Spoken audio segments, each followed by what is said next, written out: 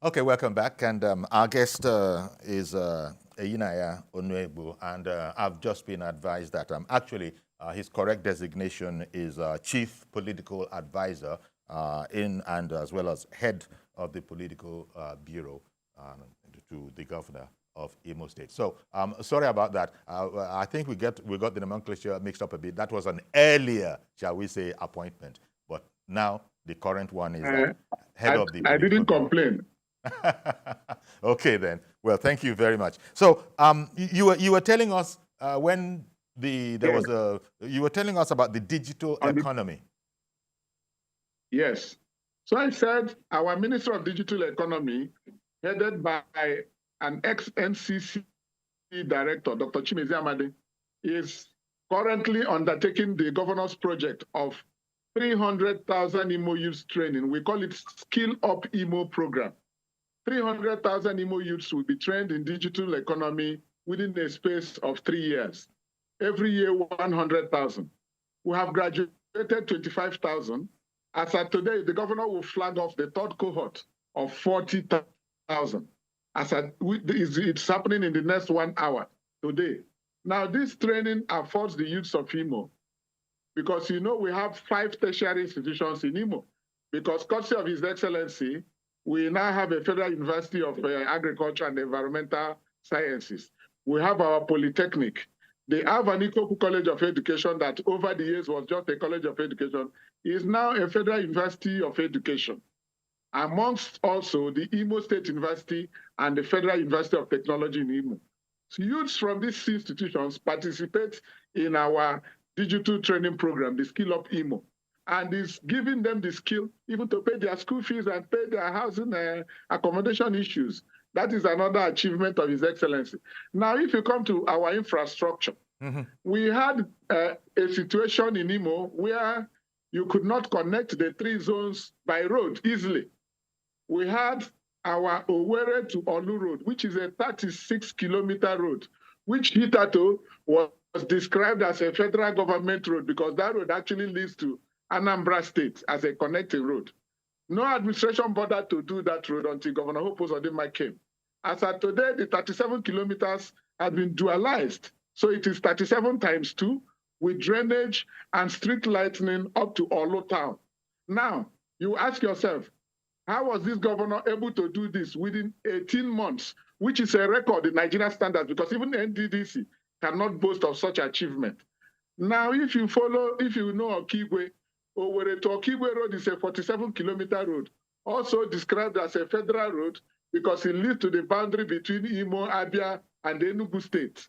Now, the governor had also done that road completely with street lighting and drainage under the same 2 years, first tenure. And these roads hitherto were impassable. Nobody could go through those roads. Now, if you know Owerri to Mahia Road, it passes through the Mbise Nation. It's another 49 kilometers of road currently being done in 2 segments from Owerri. His Excellency also is doing this road, dualizing it.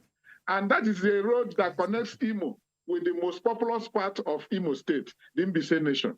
Now, if you leave the road infrastructure he has done, that is without prejudice to the internal roads in the state, without prejudice to the 5-kilometer road being undertaken by each of the 27 local governments. Now, if you go to our existing infrastructure, for 8 years of the last administration, Imo State House of Assembly sat throughout in a makeshift apartment that was hitherto an office. Today, the complex that we call Imo State House of Assembly complex has been totally rehabilitated, such that it looks better than even the Senate of the Federal Republic of Nigeria. That is the truth. Anybody can go there. It is electronically equipped, that the members are all craving to do a second term because of the ambience of that House of Assembly. Now, leaving that, we have enjoyed very great cooperation with the federal government. Because, as you know, Mr. Onuegbu, our governor... Mr. Onuegbu, can you hear me? Yes. I beg your pardon for interrupting you, but yes, please. One of our viewers wants to join the conversation. Good morning, Reverend Dominic. Good morning, Chief Yore. All right, then. Go ahead, please. Good morning. Can you hear me? Yes, we can hear you. Chief Yore, I am from Imo State. Okay. And I wouldn't tell you the part of Imo State I come from. Yeah. If I tell your guest the part of Imo State I come from, he'll pick hold on my, my contribution. The insecurity in the southeast is general. Everybody knows about it. But particularly in Imo State, the governor now has mismanaged it. You know very well that my passion, we brought APC in Imo State. But the governor in seat now has become so violent in managing the security of Imo State. Listen to me. The Commission of Police is not the problem. The INEC election is not the problem. Somebody prompt these people to do whatever they do. It is the chief executive will tell these people, this election is not do or die. But Chief Nusotema is making every election in Imo State do or die. It's my state. I'm a pastor. I'm not a politician. I don't agree with George. If you know how NLC work, there's no way the president of NLC will go to Imo State to protest without the workers in Imo State not cry out. I'm a unionist before. I worked in Esterville before I went to school. It is the state and the union will cry out before the federal LC department, part of NLC will come in to salvage their workers. There's no way Chibajero will go to Imo State if there's no problem. Remember early this year, APC could have taken NLC to court because they stopped their fight in Imo State before the election. The problem, there have been an accusation here. There are some workers who have not taken salary for 24 months. There are some pensioners who have not paid for 24 months. This is my state. This is my party. If we want to have a good election in Imo State, the governor must mellow down and allow the Igbo people to choose the person they wanted to govern them. If they choose him, if they don't choose him. Okay, Reverend, let me give Einaya Onuegbu a chance to respond to that. Please go ahead. I know as a fact that he says he's a pastor, he's not a politician. He used to be a unionist. But the first thing to ask him is, as of today, the Nigerian Labour Congress in Imo State did not issue any statement in support of what Chief Joe Ajero came to Imo to do. I remain to be contradicted. This is the third attempt Chief Joe Ajero has made to orchestrate a strike action since March. He became the Nigerian president of the NLC. And mind you, Chief Joe Ajero is a native of Imo State, and there are 36 states in Imo. Is he telling me that it's only in Imo that he suspects some workers are being owed? Why has he not gone to Esa or Kogi, who we know have a poorer record of staff welfare, to protest or demonstrate? That is one. Two, the court in Imo, the industrial court, made an order restraining every party from demonstrating. Why did Joe Ajero decide to disobey the court order? Are you saying as leader of NLC he is above the law? Secondly, this our friend seems to think that it is the governor of Imo State who is in charge of security agencies in Imo. The police commissioner in Imo does not take orders from the governor of Imo State by the law. The army in Obis would not take orders from the governor of Imo State by the law because they are federal establishments. The commander-in-chief of the armed forces is the president of the Federal Republic of Nigeria, not the governor of Imo State. We don't have a state police. Now, if you come to Imo and we had a record of violence against political opponents, you as a TV station would know from the last election we had till today, there is no record of anybody in Imo being charged, especially on the APC side, to court for any violence during the election or disrupting the election. Nobody is facing such criminal charge. Nobody was arrested. Now, as to the workers, if any worker has not been paid for 24 months, I want to tell you with every sense of responsibility that that person is not a legitimate worker of Imo State government, because as I'm talking to you, there is still a standing committee headed by the secretary to government where anybody who has complaints can go for verification. There is a data center, and I challenge that caller to tell you the name of 1 or 2 or 3 persons and give you that data, make it available to me. I will verify and within 24 hours tell you the status of that purported worker. Okay, I'm going to bring in another caller, somebody else who is waiting to join the program. Right. John in Abuja. Good morning to you, John. And give you that data, make it available to me. I will verify and within 24 hours. John in Abuja, can you hear us? Good morning. Somebody else is waiting to join the program. John.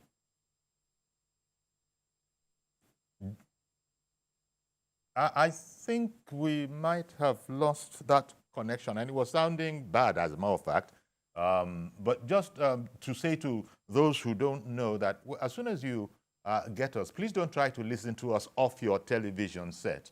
Please mute the audio of your television set, the sound of your television set, because I did get that impression from listening to that call coming in. It does nothing but distort. But okay, so what we had there just before that failed call was Mr. Onwegbu saying that you know, he didn't quite understand where all of those kind of notions were coming from, and he was reacting to Reverend Dominic, himself an Imolite, if that is how they are referred to, proud sons and daughters of Imo. He said he's from Imo State himself, and he didn't seem to be satisfied with the whole security gamut.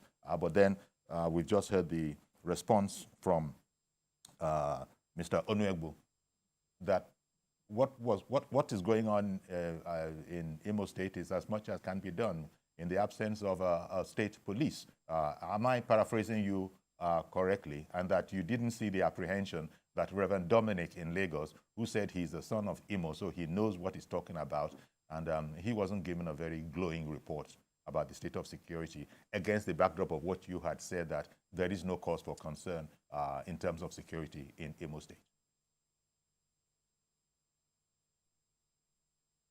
Come home, not being based in Lagos and attacking from Lagos. I am sure also that Lagos is not safer than it is here presently. We had a politically contrived security situation, which the security agencies have brought under full control as of today. Okay. But I wanted to go on to highlight the achievements of the administration. Why I say the first 4 years of Governor Zodema. Yes, you've spoken about infrastructure. You've spoken about the digital economy. You've spoken about infrastructure. And you've also spoken about education is something very, very important, and no less so in Imo State. So would you like to? That's what I want to. Please. Yes. Thank you very much. Like I told you earlier on, we have 5 tertiary institutions in Imo State. For the first time in Imo history, we have recorded 3 years plus of no industrial action by either staff or students of any tertiary institution in Imo. You know what, Mr. Onwegbu, yes. I'm so sorry to interrupt you, but let me include Mazi Okoroafo, who has called in from Arochukwu, so that I won't have to interrupt you. And after that, I really will give you the time to express yourself. Good morning, sir. Good morning, I guess. Good morning, Mazi. Mazi Okoroafo from Arochukwu. Well, thank God today is Tuesday. But my main concern is that there are a lot of things to be done in summary between now and Thursday. The youth leaders, elders, traditional rulers, religious leaders to try as much as possible and do what? Call the youth to order. Because a situation whereby you see confusion at the electoral ward, they are the youth. The elders will use them, give them one kind of toxic money to go and cause confusion. So I'm just appealing. Whether you belong to iPod or WhatsApp, what change you may call it now, just pocket yourself and come out and vote. This is your turn to vote for the government of your own choice. Not tomorrow, you go and sit down somewhere and be doing kidnapping, doing traditional award and the rest now, creating more problems. It is not going to come and decide who do you want to be their governor and the deputy and House of Assembly members. A situation whereby people will run away because so come out and vote. Nothing like somebody is coming to kill you or somebody is going to destroy you. No way. The military has said it point blank that they are in charge of everything. Police are there, DSS are there, all the 11 secretaries are there. They are there to do what? To make sure the election goes free. No wahala. So if you go and sit down and play football in the empty land, going to your farm, or going to a stream, or going to fishing, forget about it, because we start complaining that it is come out. Don't come out and don't blame anybody. Okay then, Mazi, thank you very much for calling in, Mazi. You know, a rallying call there that everybody should come in and contribute his own quota to this. And we're going to hold calls. We're not going to take very many. We're not going to take any calls anymore. But because we need to give our guest, you know, the space to express himself. So we're going to hold the calls so that Mr. Onwegbu, the chief political advisor to the Imo State governor, can really express himself. Go ahead now, sir. Okay, thank you very much. I said for the first time in almost 4 years now, we have not recorded any locally induced strike action or industrial action by tertiary institution, either management staff or students. You remember when ASU declared a national strike, the tertiary institutions in Imo, particularly Imo State University, was also on strike. But the governor of Imo State did not stop paying them their entitlements. That was why, after some time, they withdrew from being participants in that national strike. For the first time in Imo history, Imo State University and other state-owned tertiary institutions are receiving their funding and subventions as at when due. In fact, yesterday, His Excellency had an interactive session with the management and staff and students of Imo State University. The crowd there was beyond 6,000 people waiting and hailing him for the infrastructure he has brought to bear within the institution and their unbroken and uninterrupted calendar. Imo State University Teaching Hospital, for the first time, more than 8-10 years before the governor came on board, did not graduate medical doctors. Today, we are having convocation ceremonies graduating doctors from Imo State University Teaching Hospital. Imo State University did not have a convocation event for 8 years before the governor came. Now they are having it regularly. Imo State University, as of today, is in full session and has been in full session going to the 4th year under Governor Hope Uzodimma. Under Governor Hope Uzodimma, we now have a University of Agriculture and Environmental Sciences. It was never there before. We now have a polytechnic in Imo State. We now have, by the grace of God, very good relationship with the Federal University of Technology, in that the land of the university that was taken away by previous administration had been restored to the university by the government of Senator Hope Uzodimma. And that is why the medical college in that Federal University of Technology is now going through accreditation process. And that's how our Hitato Federal Medical Center has been upgraded by the federal government to a federal university teaching hospital to service Imo population. And Ikoku College of Education, that was there before I was born as a college of education, is today a federal university of education in Imo State because of the performance level of the governor and his relationship with the federal government. No doubt, people in Imo will tell you, because education is our major industry, and we are graduating people, and they are going on national service as and when due, and we are all happier for it, and it is all thanks to the governor's capacity and management potentials. That is what we're enjoying. Now, we are an oil-producing state. We have 3 oil-producing local governments, Ohajegbema, Uguta, and Oru East. We have our Imo State Oil Mineral Producing Area Development Commission. As of today, each of those local governments have a world-class general hospital with the latest laser equipment established by Governor Hope Uzodimma. They are commissioned and are now functional in those oil-bearing states, local governments of Imo State.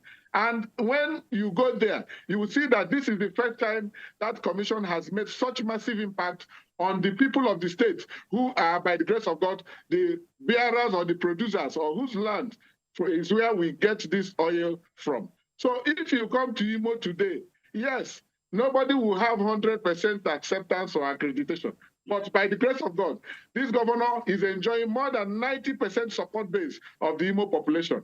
I want to tell you that you need to come here to see the development being wrought by this government. It's one in town. No wonder if you come to APC, the governor is today the chairman of Progressive Governors Forum in Nigeria. We've never had a governor at such national level and attention.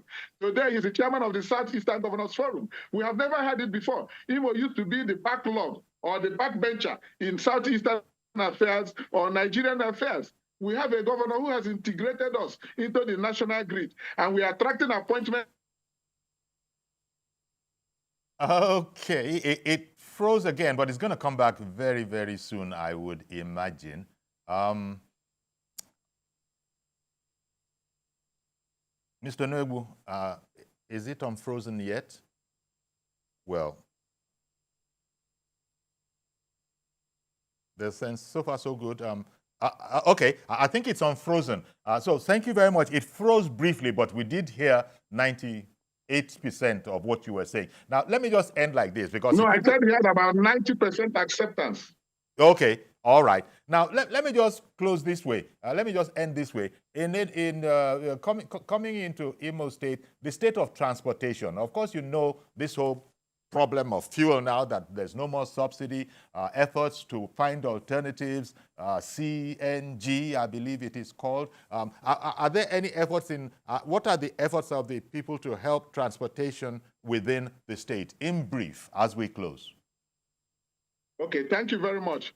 Well, His Excellency, as you know, is one of the first, in fact, the first governor who made a minimum wage level of 40,000 naira per month.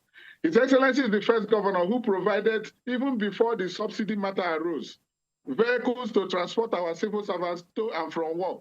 The vehicles are there. In fact, we used to serve them snacks. And that is why we recorded, we now have high attendance of our workers to their official duties. Not in the past when people were doing private business and taking salaries. Now, to cushion this issue of subsidy, His Excellency has made a situation, because of the infrastructure of roads, where people can actually go to work from their homes without incurring extra cost on transportation, because we have free transport scheme for them. But mind you, Imo is the largest end of gas infrastructure in this country. And His Excellency has been engaged in a discussion and partnership to see that this gas is exploited in Imo. That is why His Excellency struck on the idea, and the project is ongoing, to make Imo accessible to the sea. That is the Orache, the program we have that was commissioned by the Minister for Transportation came to flag off. We are making it more accessible to the Atlantic Ocean, through Uguta local government area. Now, the gas in Imo will be exploited, and we have an industrial cluster that will use the gas. And I'm sure the CNG you are talking of will all come in because of that free trade zone the governor is establishing in Imo State. And by the grace of God, when this comes in stream, Imo people will be happier for it. And the issue of transportation is a lot easier for us to manage because of the good roads, because of the transportation scheme the governor has introduced. Okay, that's a fine place. I beg your pardon. That seems like a fine place at which to leave it. But I thought I would be remiss in the light of all that you said if we didn't go to that aspect of technology as well that you are sort of bringing together in the place. But I want to thank you very much. I know there's a lot more to be said, and indeed we might be able to look at those areas as we move towards the Saturday election. I want to thank you very much for making the time for us, Mr. Eyinaya Onegbu, Chief Political Advisor to the Imo State Governor. Thank you very much for your time this morning. Thank you for having me on your program, and thank you. All right, then. So that's it. Please join us tomorrow for a fresh edition. I am Iyori Folare. Bye-bye for now.